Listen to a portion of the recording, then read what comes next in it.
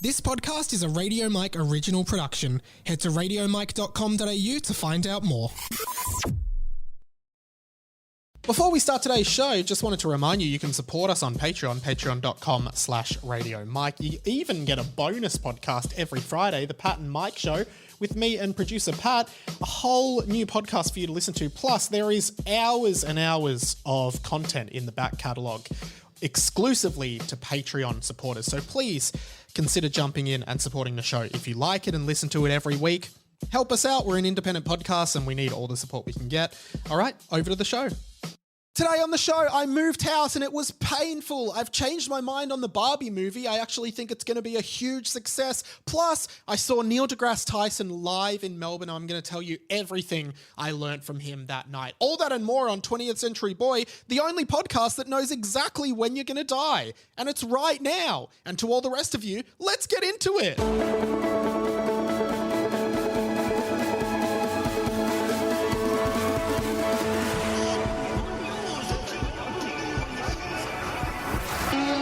Welcome to 20th Century Boy.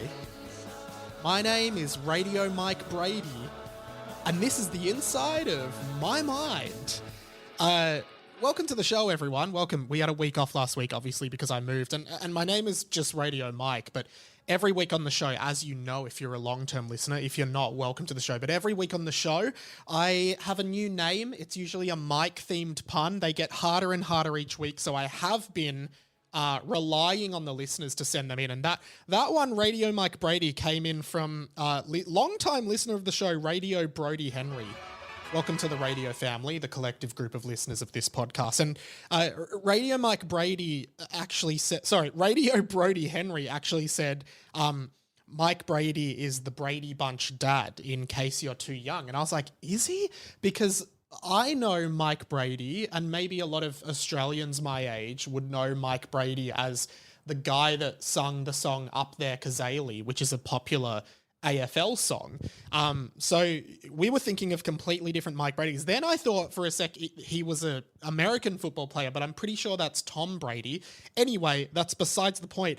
Radio Brody Henry also said, keep up the good work. I love going on a big Radio Mike binge when I travel. Glad you're enjoying doing that. I'll be traveling soon. I need someone to binge. But yes, welcome back to 20th Century Boy, the conversations you wish you were having about the stuff that no one else cares about. My name is Radio Mike, of course, your host for today, a writer and producer from here in Melbourne, Australia, and podcaster, I guess. And boy, oh boy, it's good to be back. Had a week off because I moved house, and moving house is really painful. It's really painful, and it's expensive as well. So I will plug at the top here, patreon.com/Radio Mike. Join the Patreon every week. There is a bonus podcast, the Pat and Mike Show with me and producer Pat, which is a lot of fun. Only on the Patreon. Jump on, support the show. We're an independent show.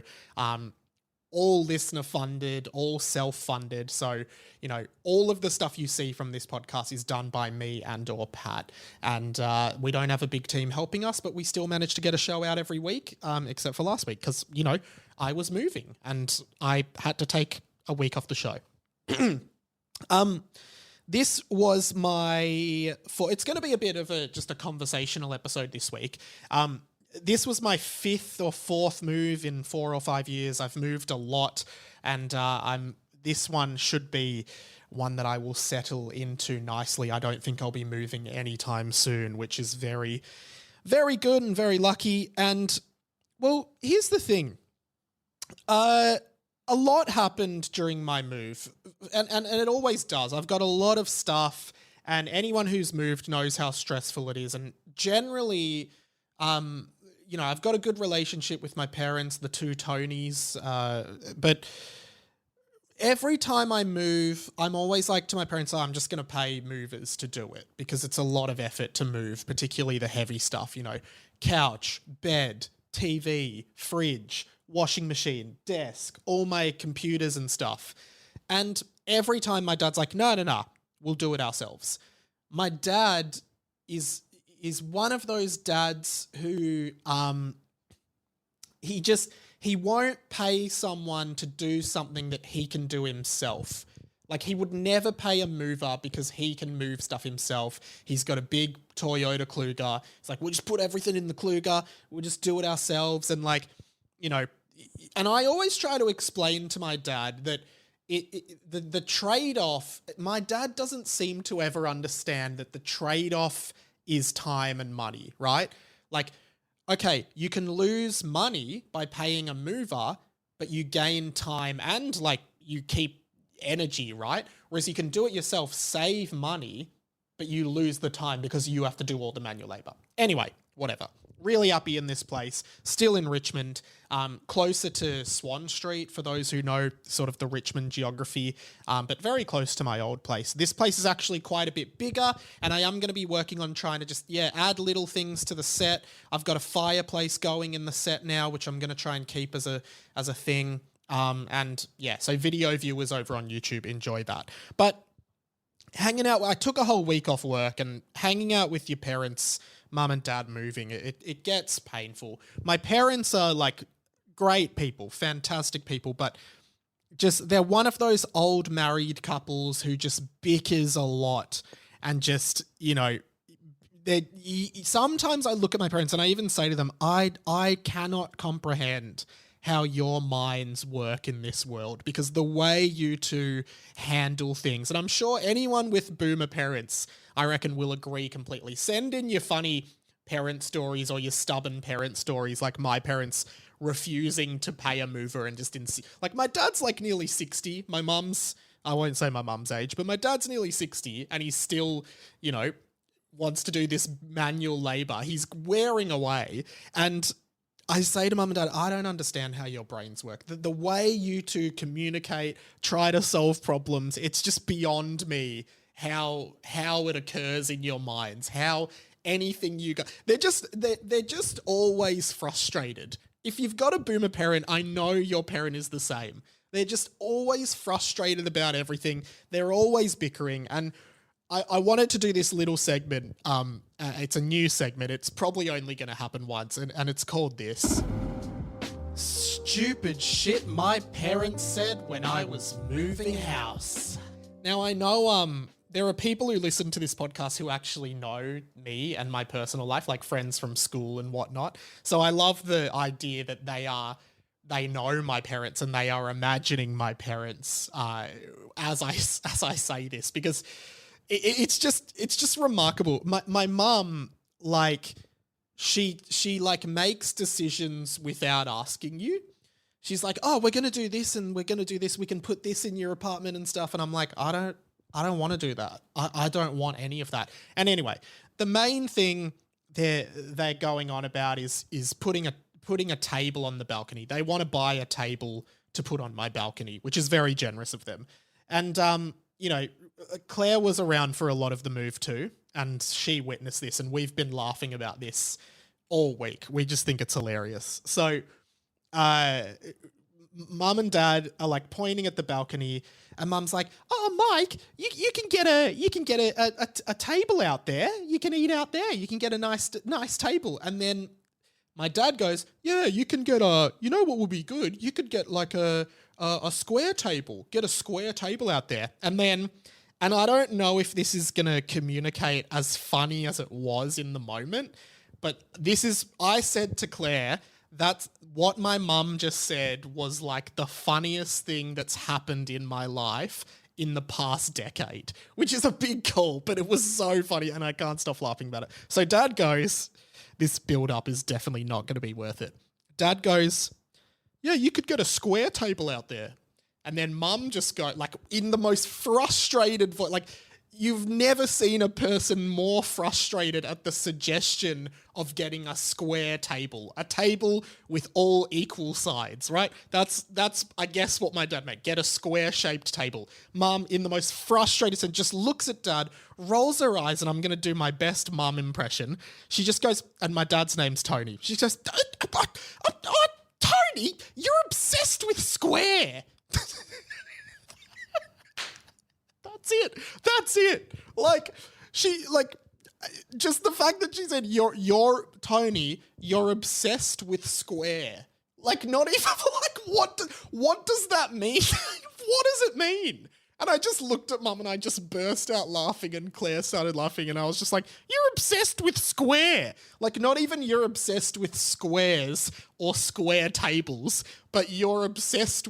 My dad just has the gumption to suggest a square table for the balcony, and Mum goes, you're obsessed with square. And now me and Claire, like, every day just go, you're obsessed with square. And I don't know, I want it to become a running gag on the show.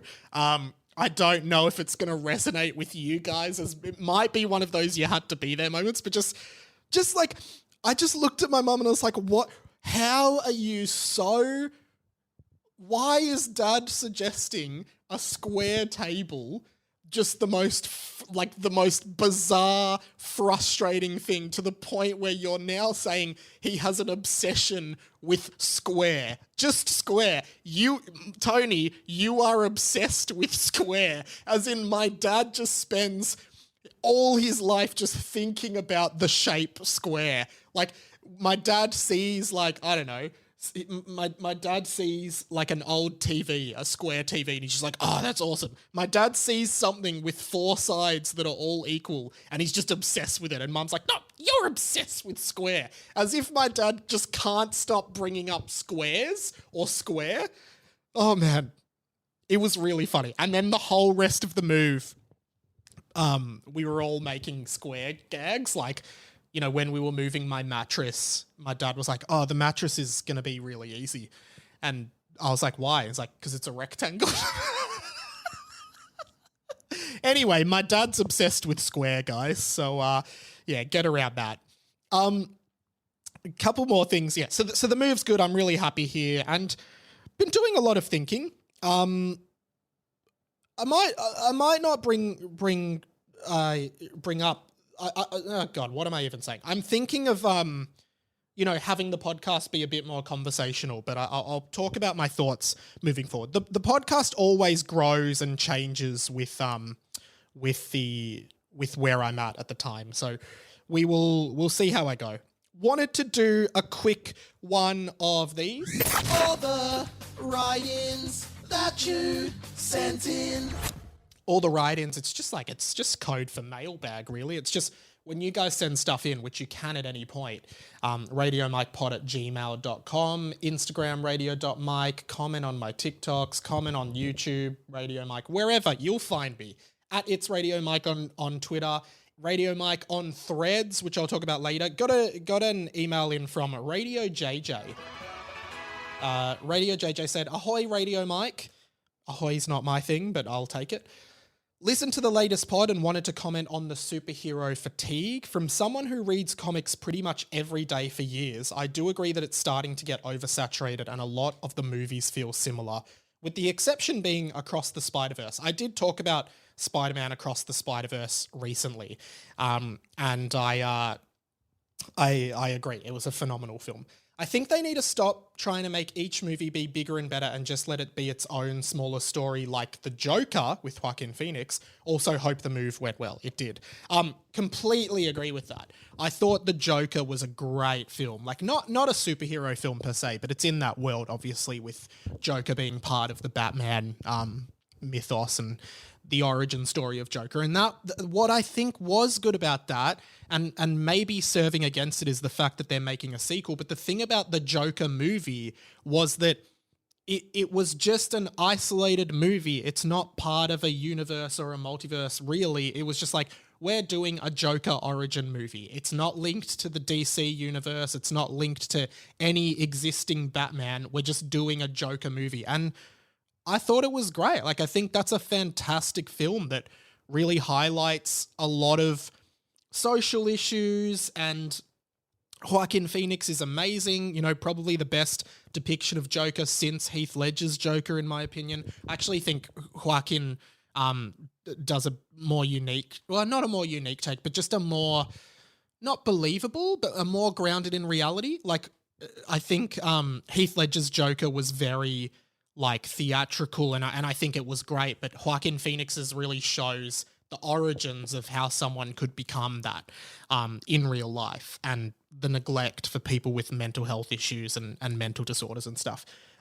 Totally agree with that. And then I'm trying to think of, there's not really any now that are just disconnected superhero stories. Like they're all, part of like trying to make this larger cinematic universe. And I get it. I just think it's a bit convoluted. Thanks for the message. Radio Maple wrote in on Discord. Feel free to join the Discord. Just hit me up with a message and I'll send you a link. Just broke into the first episode of 2021. So Radio Maple's listening from the start, and he's 2 years behind. Back on the podcast grind. Out of curiosity, does the Dave and Mike show stick around? It's a great segment. Also, couldn't agree more on this. It's absolutely ridiculous how early holidays are started. And he's listening to the episode about people celebrating Christmas in November, which, as you know, is a big no-no on this podcast, celebrating Christmas anytime before December. The Dave and Mike show was a segment on the show that did go for a while, but hasn't been on the show for a while. I do want to bring it back. I hopefully will bring it back soon, but Radio Maple's not going to hear this for probably 2 years. So I don't know, deal with it, I guess. But no, thanks for the message, Maple. Again, I did a tweet this week about the podcast, and again, like, it feels like a lot of people, when coming to this podcast for the first time, are going back to season 1, the first season of the pod, which again, I have said many times, that was the first year. I was a different person then, and I hate that season.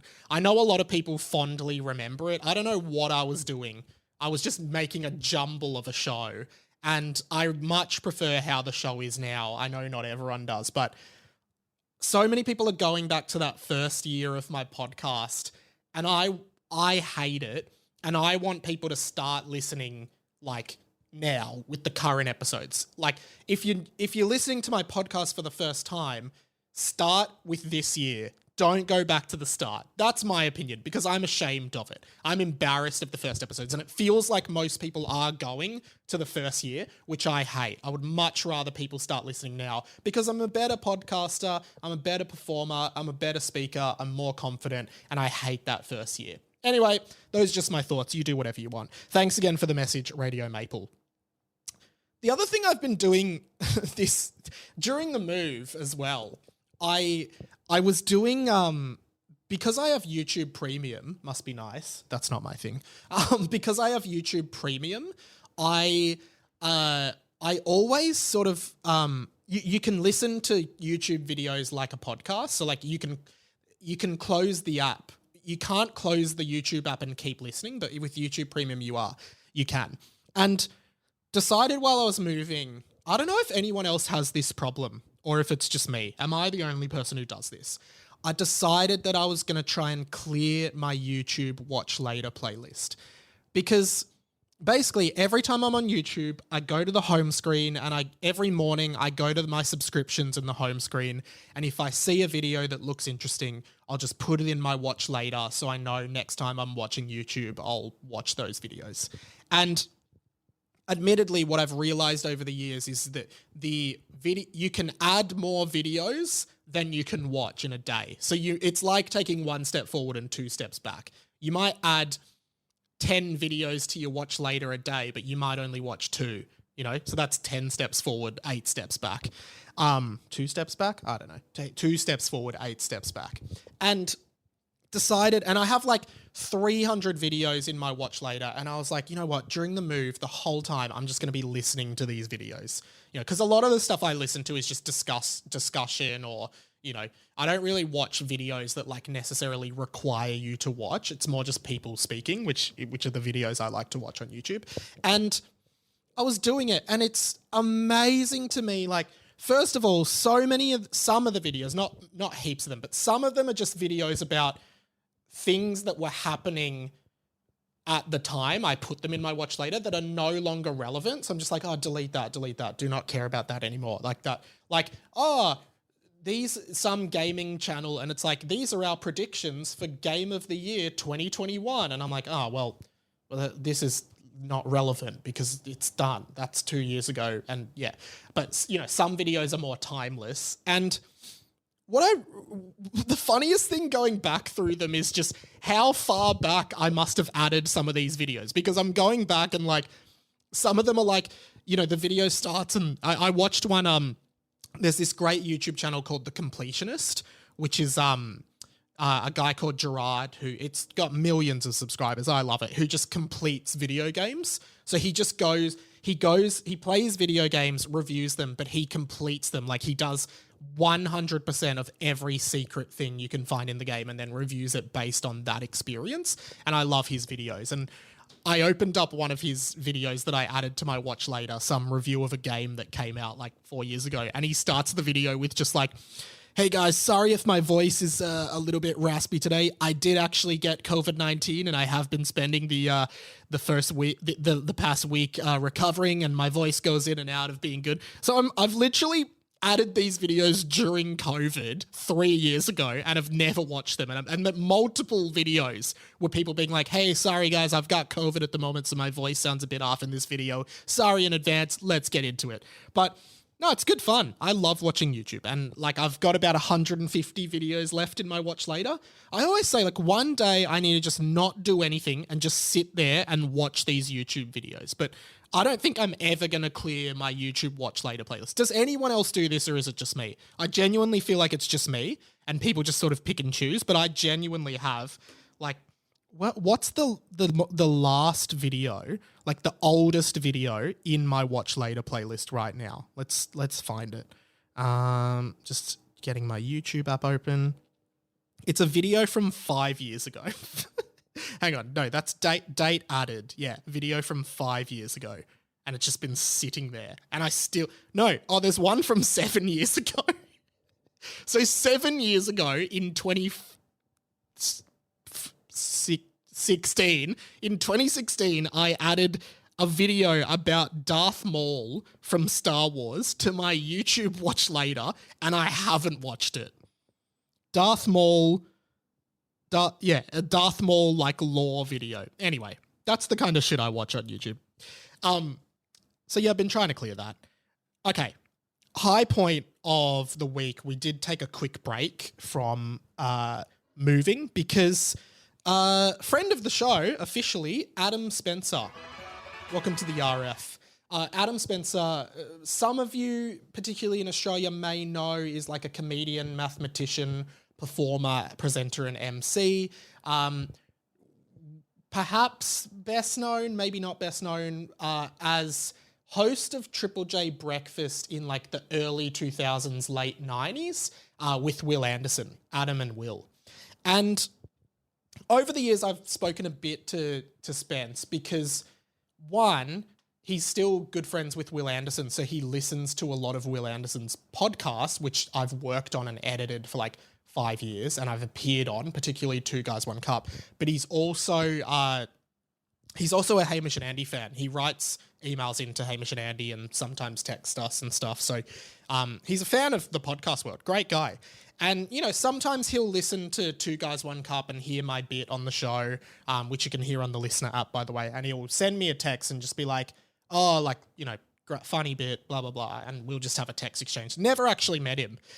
And while we were moving last week, he gave me a call and I was like, oh, g'day, how are you? And he said, hey, I'm hosting this conversation with Neil deGrasse Tyson and I've got 4 free tickets.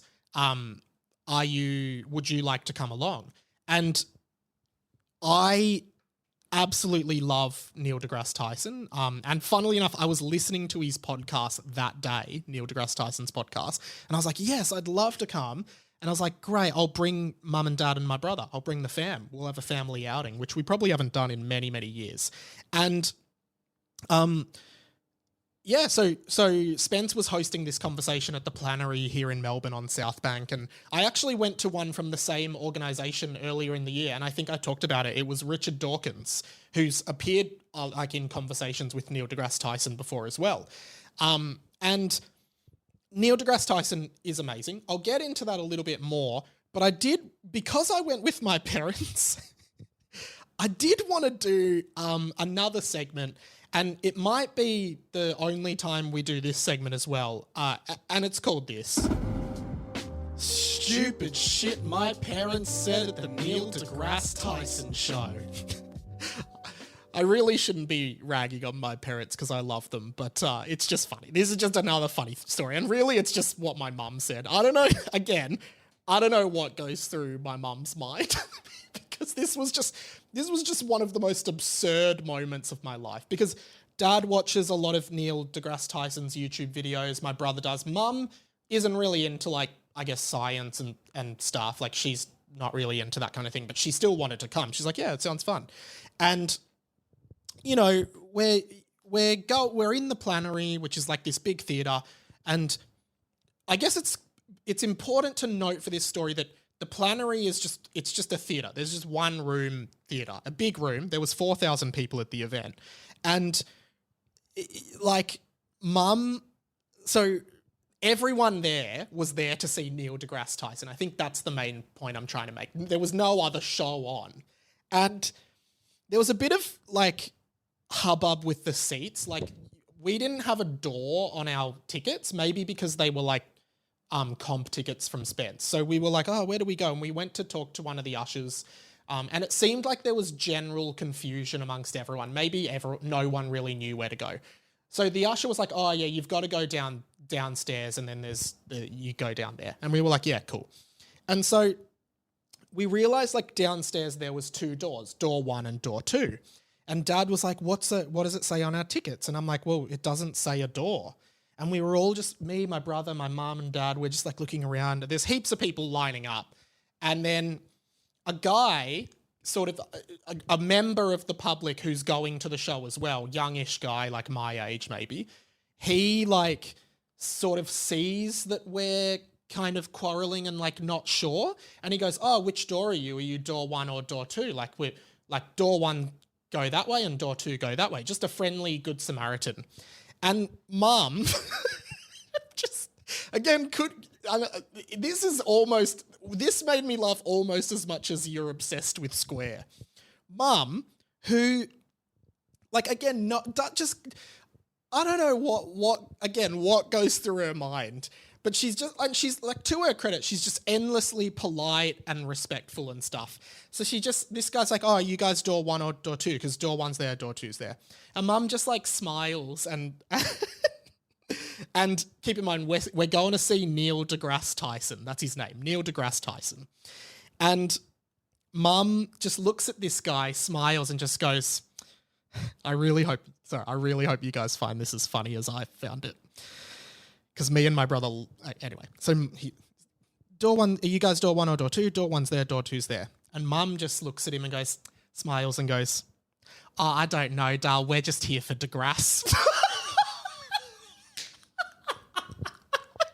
No, we're here for Degrasse. And me and my brother just lose our shit. And I don't think the guy knew that we were her children. Like, he might have thought we were just two separate people just losing our shit at this woman and like laughing in her face. And then my brother goes, no, Mum, like, everyone here is going to see Neil deGrasse Tyson. To which my mum thought he was just called Degrasse. Like, oh no, sorry, Dal, we're here for Degrasse. As if like there's like 10 different shows and everyone's going to different ones. Like, yeah, we're here for Degrasse. What are you here for? And then the guy starts laughing and seeing us laughing, and we're all cracking up. And Mum's like, what's his name? I don't know. We're just losing our shit at the absurdity of what's occurring. And then the guy like walks away sort of looking confused, and I yell out to him like, sorry, this is my mum, so I'm allowed to laugh about what she said. Because he was laughing as well. He thought it was fucking hilarious that this woman, he's asking what door is on your ticket, and she says, oh, no idea, Dal, we're here for Degrasse.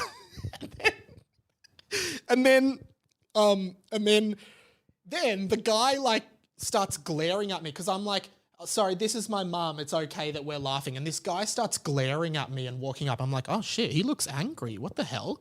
And then he's like, hang on. And I thought he was going to like be like, hey, respect your mum. Like, I didn't know what he was going to say, but he's like, hang on. You Radio Mike?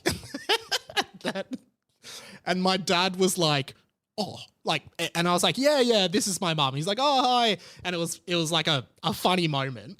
But And then my dad, who just like seemingly like knows nothing about my life, like he texted me during the week. I posted it on Twitter for anyone who follows me there. And I was like, he texted me, he's like, "Hi, Mike, do you do talkovers on the Hamish/Andy podcast?" And I was like, "Yes, why?" And he's like, "Oh, I'll read out the text because it's just like the most absurd text." What did he say? It's in the group chat, the family group chat. "Do you do talkovers on Hamish/Andy podcast?" And I go, "Yes." Oh, it seems to be gone. Anyway, it was just like, "Oh, coroner's son here in the office at work listens to Hamish/Andy, and I wondered if he might know you, but I said you had a stage name called Radio Mike." And I was like, "Yeah." And then he was like, "How did that guy know you?" And I was like, because he just knew me, I don't know, from Hamish and Andy or online or something. He's like, "Oh, what, do people just know you?" And I'm like, "Sometimes." Anyway, my dad, like, because he doesn't have any social media. He's just like an old dude who like he's so out of touch with like with anything modern. He thinks the world is still like the 80s, and FYI, it's not. So anyway, the Neil deGrasse Tyson. So if you don't know Neil, he's like an astrologer, scientist, author, speaker, fantastic communicator, has really honed the craft of communicating big scientific topics to sort of to simplify them so people can understand them who aren't necessarily scientifically minded. And he's, that's a skill. To be able to communicate those big ideas so eloquently is a skill that he's definitely honed. Here's an example of just something. He actually said this quote at the show, but this is from like a Joe Rogan interview I saw. But he said this exact quote. "We went to the moon 9 times, 3 astronauts a pop. 27 astronauts have seen Earth from the moon. And that'll change you." Apollo 14 astronaut Edgar Mitchell. I have a quote from him. Here it is. "You develop an instant global consciousness, a people orientation, an intense dissatisfaction with the state of the world, and a compulsion to do something about it. From out there on the moon, international politics looks so petty. You want to grab a politician by the scruff of the neck and drag him 250,000 miles out and say, 'Look at that, you son of a..." Fantastic show. And Adam Spencer hosted it here in Melbourne and did an incredible job of balancing like really great intellectual conversation with comedy as well. And Neil deGrasse Tyson was very receptive to the comedy. He's a really funny guy, and he went along with Adam, who's comedically minded, but also scientifically and mathematically minded. So I really, really appreciated the vibe. It was a really fun vibe, really fun conversation. And, if you've watched the show Cosmos: A Space Odyssey on Netflix, which Neil hosts, phenomenal show about the history of the universe and just phenomenal in all ways. That's sort of where I really started to like Neil. But, excuse me, some of the things he said were really mind-blowing to me that I hadn't actually considered before, and it was really, really fascinating. Particularly this one bit, which was this concept, because they were talking about extraterrestrial life and whatnot. And the first thing he said is that, like, we assume that if extraterrestrial life comes to Earth, then it is like we would assume that they would be trying to like kill us and take the land because they're trying to expand on livable planets. And the reason behind that is because if they're anything like us, humans, the aliens, if they're anything like us, we have done that every single time. Every single time a colony or a group has gone to a new land to expand, they have killed, enslaved, and, killed or enslaved the local people and claimed the land for their own. Every single time. Happens every single time. So when more advanced civilizations come to new land, the more advanced one always wins out. And he was saying, if they come, we assume if they're anything like us, that's what they'll be wanting to do. And he also said that they will see us having wars with each other over the fact that we believe in different gods and whatnot and have different religions, and they will see that we're killing each other because of different gods, and they'll be like, there's no intelligent life on Earth. And of course, if they make it to Earth, they will be infinitely more advanced than us. So that's the first thing. And that was like, oh yeah, that's so interesting. Like, it's really, really interesting. Like, it's highly unlikely that if extraterrestrial life came to Earth and there was so much more advanced than us, they'd just be like, yep, oh good, we'll just leave you there and do your thing. But the other thing he said that just did completely blow my mind was he talked about how humans and chimpanzees, and they're the closest sort of ancestral cousins to us, we share 99% DNA. So there's 1% DNA difference.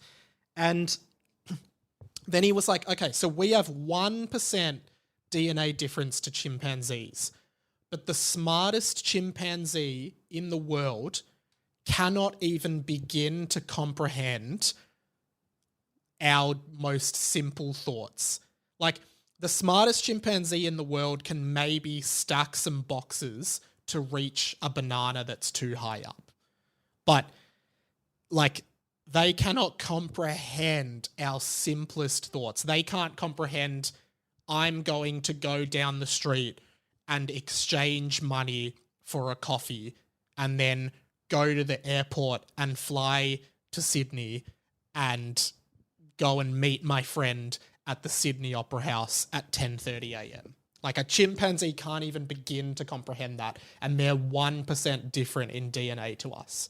So then he was like, imagine an extraterrestrial species that is 1% above us, like 1% DNA difference.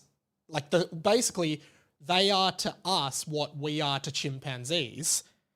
So their simplest thoughts, we won't even be able to comprehend. Like, they're our smartest person, and he said, like, say it was Stephen Hawking before he died, who could do, like, quantum physics or quantum mathematics and whatever, algebra, trigonometry, whatever, calculus. He was like, they're like 3-year-olds would be able to do that and would learn it at kindergarten. So our smartest person couldn't even do what a 3-year-old 1% DNA shifted person could do. And I was just like, wow, that is so fascinating. It's like, we as a species might never be able to grasp some things that an extraterrestrial life could grasp. And I just thought that really stuck with me. It was really fascinating, and I enjoyed the whole speech. I want to get his book as well. It was fantastic. 20th Century Boy will be right back.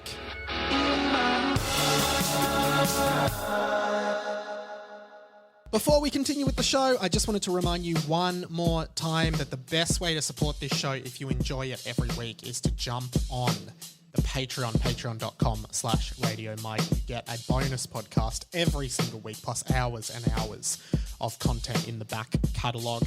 It's heaps of fun, and as an independent podcast, we would love your support. Plus, if you do listen on Spotify or Apple or wherever you listen, really, rate us 5 stars. The more ratings, the better, so please consider rating us 5 stars. It really helps us out. And leave a review. Tell your friends about the pod. Share some of the clips on your Instagram or wherever you share them in the group chat. Just get the word out there about the pod. We're independent. We don't have a team behind us doing publicity and PR and all the rest of it. So we would just love all the support from this little indie podcast. It would mean the world. All right, let's get back into it. I've changed my tune on the Barbie movie. Got into some hot water, not really, with some of the listeners about how I was saying that I didn't think the Barbie movie had it in it to become like a high-grossing, successful movie. But boy, oh boy, I've changed my tune on that. I genuinely think the Barbie movie could be the biggest movie of the year. And here's why I've changed my mind. Because my original sort of skepticism before it was just the brand Barbie. And I thought it was going to be a good film and I was really keen to see it. But I just wasn't sure if it would hit the way they wanted it to because it was Barbie. Like, honestly, that's why. And I think lots of people will see it, but I just don't think it's going to be as big as they want it to be with the cast they've got. But in the last just week or 2 weeks, the marketing campaign for this film is unbelievable. It is everywhere. And of course, maybe we're seeing it more in Australia because Margot Robbie's Australian, but the amount of marketing, the amount of brands partnering with the Barbie movie. Grilled, longtime enemy of this show, is doing a special Barbie burger. Like, everything is Barbie, everything is doing pink. Margot Robbie's everywhere. They are marketing the shit out of this film, and I'm seeing it. And I reckon everyone is going to be intrigued by this movie, and everyone's going to go see it. I really do believe that. I'm definitely seeing it. And the big one is Oppenheimer, which is the new Christopher Nolan movie, and everyone's saying, oh, what's going to win? But I'm telling you now, I have no doubt in my mind that Barbie will definitely beat Oppenheimer at the box office. I think they launch on the same day. And, you know, that's a Nolan film. Of course, Dark Knight, Tenet, you know, all of Christopher Nolan's films are very arty, high concept, very, like, I haven't seen many of them, to be fair, but, you know, they're always Inception, they're always very big films. And I think Tenet, which I haven't seen, but as I understand, it's very confusing, as is Inception, I suppose.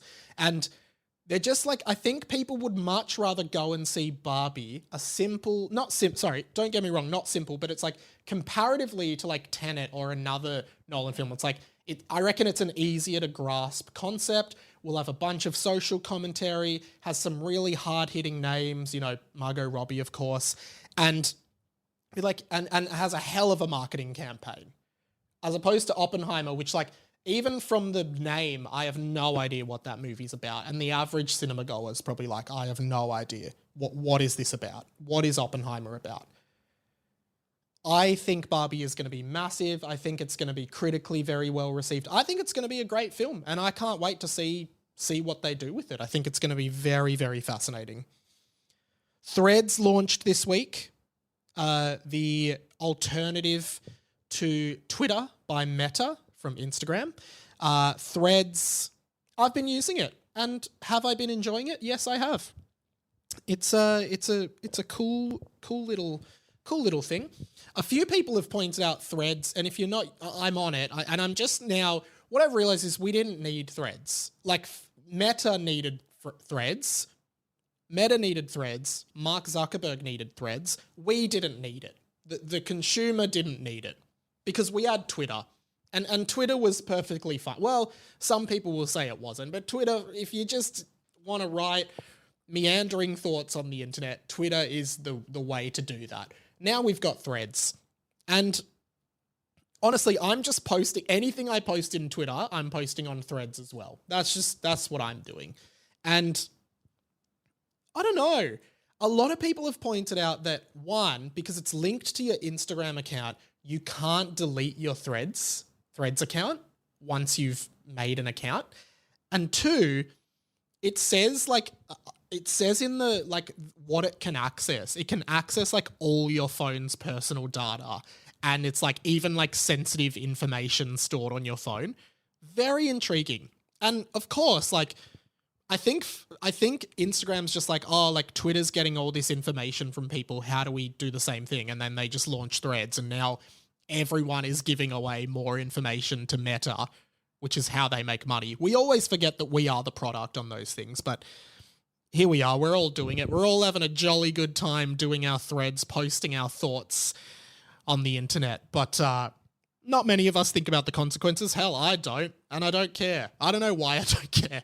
So much information about me is online. I can't keep track of it anymore. But yeah, add me on Threads, I guess, if you want one.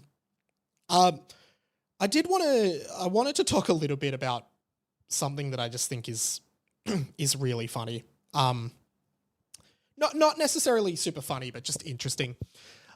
The amount of, like, vitriol. I did a tweet, actually, and maybe a thread, about how it is just amazing to me how quickly any opinion expressed on the internet erupts into personal vitriol, abuse, insults, and just anger. And as someone who grew up with intense anxiety, and I genuinely think I've shaken most of my anxiety now. Like, it's still there, but I don't get anxious about putting stuff online anymore. And friend of the show, Mikey D, who's, you may have heard on Mike Talks or my other pod, Harry Potter and the Boys. He always says to me, like, man, you must have the thickest skin seeing what people comment on your posts. And people genuinely on my TikTok and even Instagram and YouTube, like, post the most mean stuff about me. Just so mean. Like, personally insulting how I look, how I talk, everything about me, like my weight, apparently I have an overbite, which my parents will hate to hear because we paid so much. I did have one, and then we paid a dentist heaps of money to fix it. Anyway, it's not important, Mike. But it's amazing to me how fucking, like, insane and I don't know how shamelessly people comment just mean stuff, and you don't notice like all the likes and people who don't comment positive stuff, but people do comment negative stuff, and Mikey D was like, does it upset you? And I don't really even read the comments, so I don't know what's in them. But what I do find interesting, and again, just the anger that online creates, this anger of like, I'm taking it out on you personally because you have this opinion about something. And it's not even like politics. It's literally like the one that I was looking at today is like me and Sam on Harry Potter and the Boys talking about Dragon Ball Z. And people are just like, you fucking... It's just amazing. It is incredible how personal it becomes. And I was thinking about it today because I've genuinely gotten to this point where I no longer at all just give a fuck. Like, I couldn't give a fuck. And if you've been listening to this pod for a while, you'll know the Man in the Arena poem. Where this came from is a few years ago, before COVID, I think, I was lucky enough to have breakfast with Hamish, and I was asking him for some advice, and I was like, I just sometimes feel scared to put myself out there because I'm worried about people judging me. And he said, you got to read this Man in the Arena thing by Theodore Roosevelt. And the whole premise, again, is like, basically, everyone can yell out shit to you and yell out what's wrong with you and what you're saying is wrong and how stupid you are and how stupid you look and how ugly you are and all this shit. But at the end of the day, you're the only one, you're the only man or woman in the arena doing it. And so what I've realized is if you're just some dickhead commenting on my TikTok or anything I do talking about how shit it is, I don't care. Because I'm doing it. And there are people like you right now listening, I assume, who enjoys listening to this pod. And that's all I care about. There are people who like this show. There are people who like listening to this podcast. And I like making it. And that's all that really matters to me about it. Like, I could not give a fuck about some dickhead kid or some dickhead who just thinks they're so good, but they're not putting themselves out there. And anytime someone like comments, especially stuff like, not funny, you guys aren't funny at all, you're not funny at all, I'm just like, well, why don't you do your comedy thing? Once you've done yours, then we can compare them. But if you haven't actually stepped into the arena, then there's no, like, I don't care. And I'm not like bulletproof. Like, sometimes they get to me, but most of the time if I see them, I just gloss over them. They just make me laugh that people are so angry online. Like, just leave it. It's remarkable to me. And what I've realized as well, and if I ever did, like, it'll never happen, but if I was ever like on a Willosophy podcast, this would be what I'd say. Because I would say that, like, what I've realized about life and as I get older, you know, I stay the same amount of cynical about life. I've always been quite apathetic about life. Like, not that I hate life, but I'm just like, you know, I was raised religious and I was promised like the spoils of heaven and shit, and then I shook all that off and I'm like, fuck, it really is just a bunch of people pretending they know what they do. Like, it's just everyone's just pretending they know. We're all just these fucking animals and we're just like trying to all pretend we're good and shit like that, right? I'm quite cynical about that. I just don't give a fuck.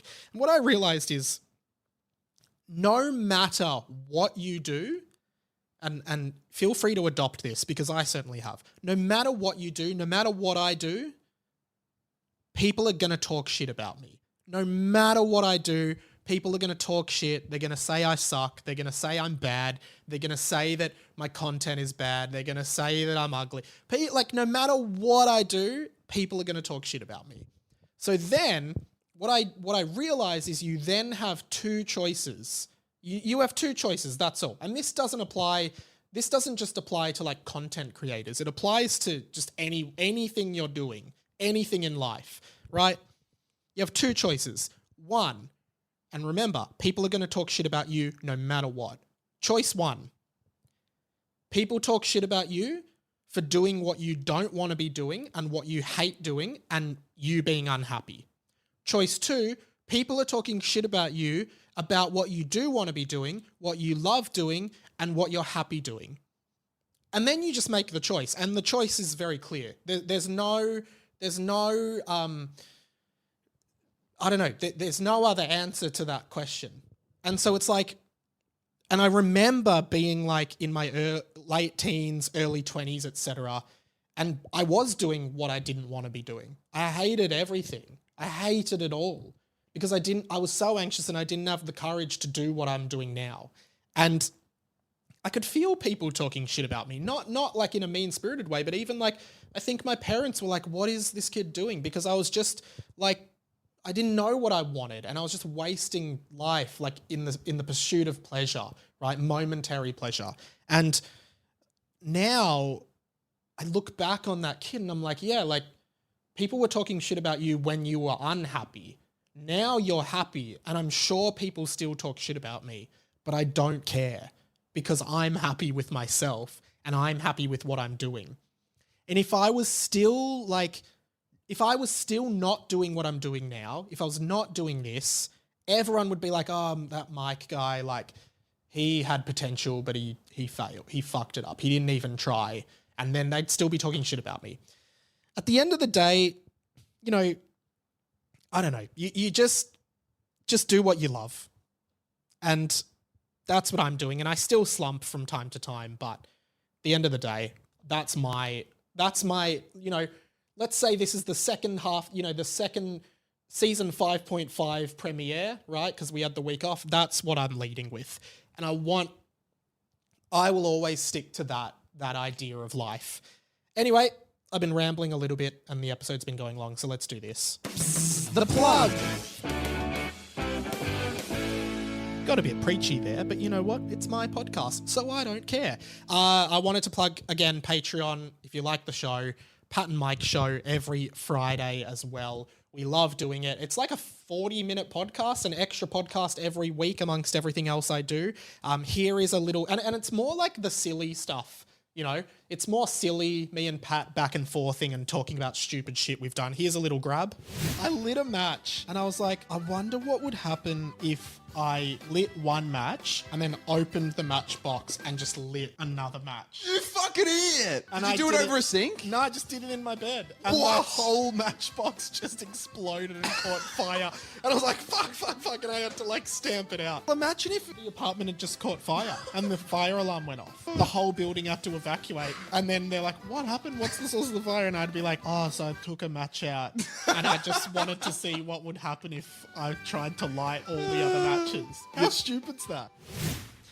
Yes, that is very stupid, Mike, but I do stupid shit sometimes. Of course, Harry Potter and the Boys is back. Book 3 of my Harry Potter fan fictions that I wrote when I was 13. And boy, oh boy, it's really fun. I love that show so much. And, you know, got a little bit more space in this apartment, as I said. So, and I also got some plastic chairs. Me and Sam usually record it on like balcony lounge chairs. Oh, you're obsessed with Square on the balcony. And it's not good for the video, so I actually bought some proper chairs, which I'm sitting on right now. But Sam was away last week, so Jackie Hatton, fan favourite for her 4th appearance on the show. Hilarious stuff. Daily Prophet feels to me like closer to like a Sky News. Like It's like really right-wing for wizards. Yeah, it actually kind of is. All of the articles in the book were like anti-Harry, and like covering up that Voldemort's back. Like Voldemort was like global warming, and the Daily Prophet was Sky News being like, it's not real. People die all the time. It's got nothing to do with Voldemort being back. Harry's a liar. Dumbledore's a liar. Wow. Yeah, really good fun on that show. Would love for you to, again, 2 Guys, 1 Cup on the Listener app. Every week I do a segment called Mic Check where I talk about my bigger year of footy. Again, I've promised this a few weeks. I might finally get to it this week where I will do for the Patreon supporters, I'm going to cut up all of my editions of that as a package. And I'm going to put a Pat and Mike episode out on the free feed so you guys can get a taste of it and hopefully convince you to subscribe because it's a lot of fun. But that's about it. Hit me up anytime just to chat. My name's been Radio Mike, and this has been The Inside of My Mind. I'll see you next week. It's fucking great to be back, and I'll chat to you then.